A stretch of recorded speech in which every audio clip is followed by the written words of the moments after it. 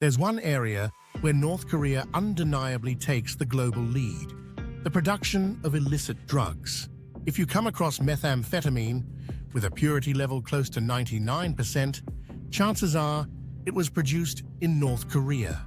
In contrast, the world's major producers of downers like cannabis and opium are countries like Afghanistan, Laos, Burma, and Thailand, collectively known as the Golden Triangle.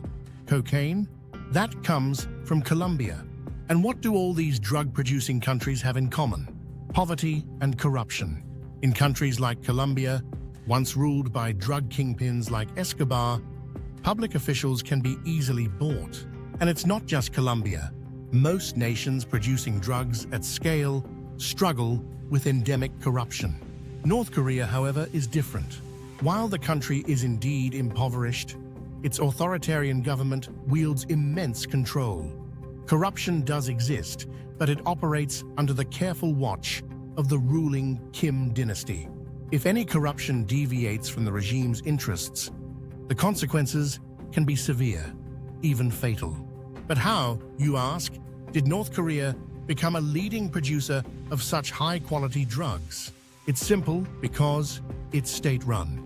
Yes, the government itself is behind the production of these drugs. Hard to believe? It's true. These days, we hear a lot about fentanyl. Fentanyl is, in fact, a pharmaceutical drug. It's used as a painkiller, especially after surgeries, to ease intense pain. So how did it become a street drug? Think of it like a knife. In the hands of a surgeon, it can save lives.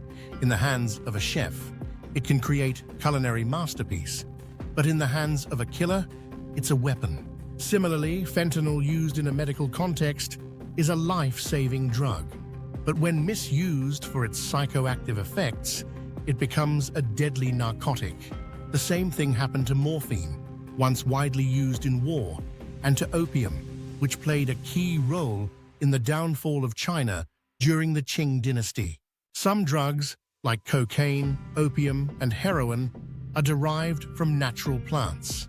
Others, like fentanyl, are synthetic, produced through chemical processes. Fentanyl, for instance, is derived from a substance called pethidine. The raw chemicals are often purchased from China, processed in Mexico, and then altered to create fentanyl, with the final destination being the lucrative US market.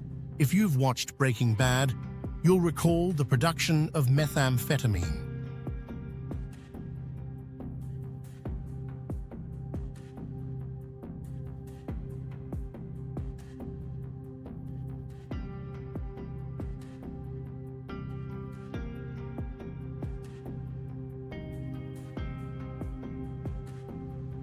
The show's protagonist, Heisenberg, is a brilliant chemist who ends up making meth with an unheard-of level of purity, becoming a legend in the drug world. There's even a scene where cold medicine is used to create meth. The character Jesse Pinkman is handed a huge batch of cold medicine to extract the necessary ingredients for the meth production. Believe it or not, this is possible in real life. Methamphetamine can be made using ephedrine, an ingredient found in over-the-counter cold medicines in many countries. But just having the recipe isn't enough for amateur drug producers. The meth, made by small-time criminals, is usually of low purity. Why am I telling you all this? Because this isn't just something that happens in TV dramas. In real life, professional chemists are producing methamphetamine, and some of the best meth doesn't come from Mexico or Colombia. It comes from North Korea. It might sound shocking, but the meth produced there is among the highest quality available. It's no exaggeration to call it the luxury brand of meth. Unlike the meth cooked up by small-time criminals in their kitchens or trailers, North Korean meth is produced in state-of-the-art labs by highly educated chemists. This is a government-run operation, a national project, which makes North Korea the only country in the world where the state itself is behind the drug trade. Why did North Korea choose this path? Because they need money to build nuclear weapons. Developing nuclear technology is an incredibly expensive endeavor. Only a handful of nations can produce everything they need domestically, and most countries have to rely on foreign technology transfers.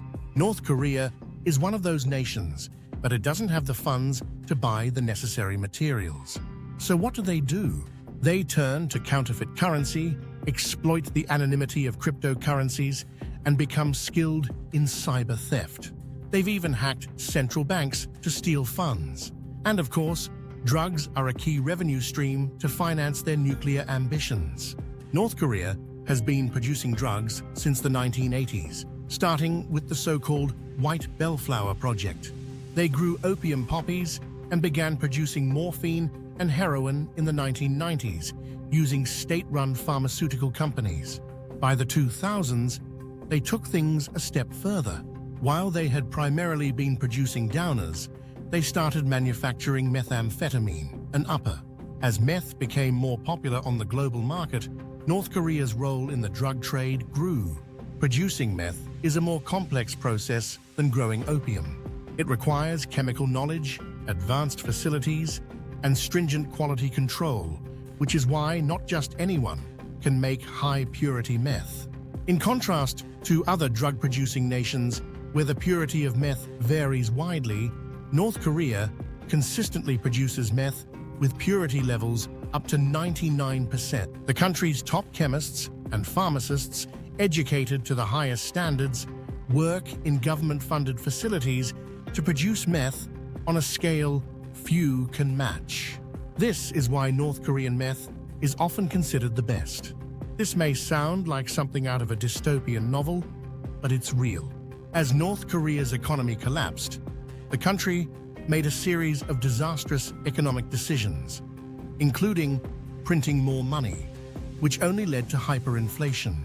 At one point, Zimbabwe's currency became so devalued that people used it as firewood. North Korea faced similar problems with its own currency, so they started using foreign currencies like the Chinese yuan or US dollars. What's even more shocking, meth started being used as currency within North Korea. Yes, you heard that right.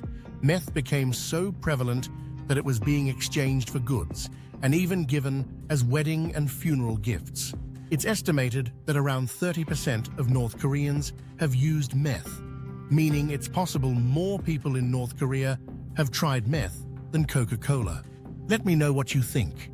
So, how does North Korea compare to other major drug-producing nations? Drugs are typically produced in countries that are poor and have weak governance. For example, Afghanistan is the world's largest producer of opium, generating over 600 tons annually.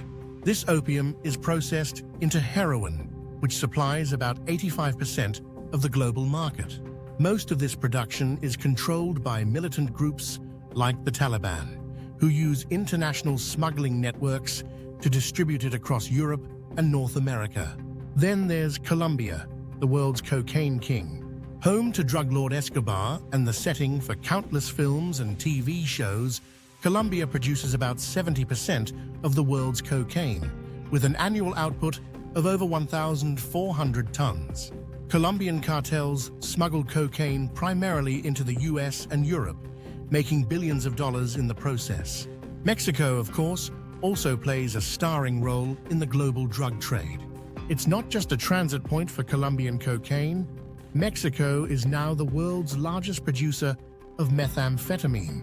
Mexican cartels manufacture over 50 tons of methamphetamine annually, which is smuggled into the US across the southern border.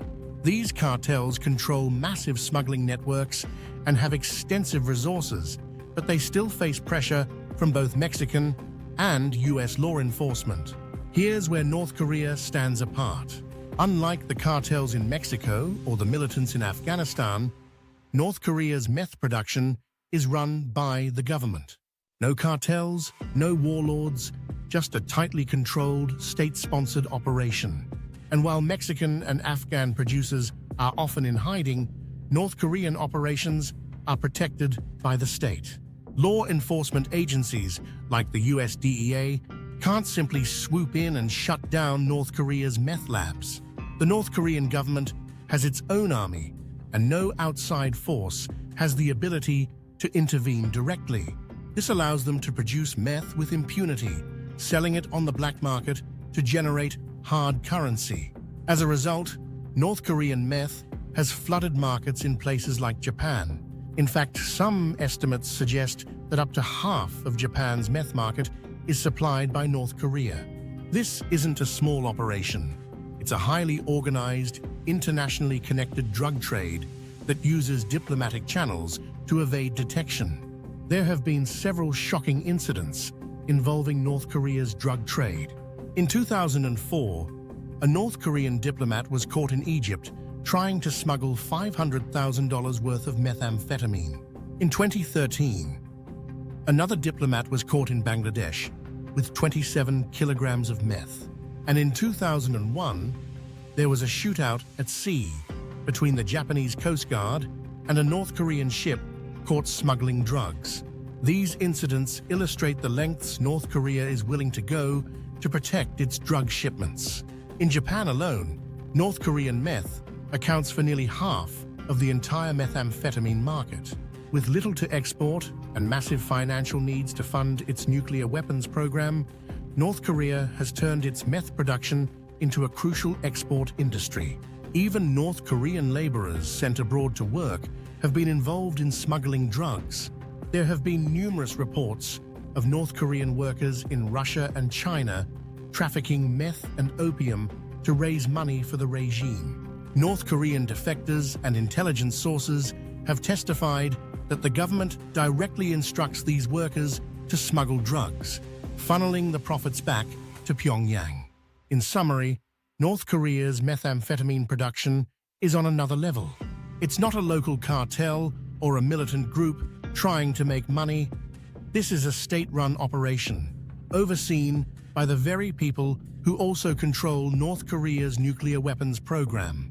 And with international sanctions crippling the economy, drugs have become one of the regime's few reliable sources of foreign currency. But this is no ordinary drug trade. North Korean meth has a reputation for being the best, and the government is committed to keeping it that way. It's organized, protected, and nearly impossible to stop.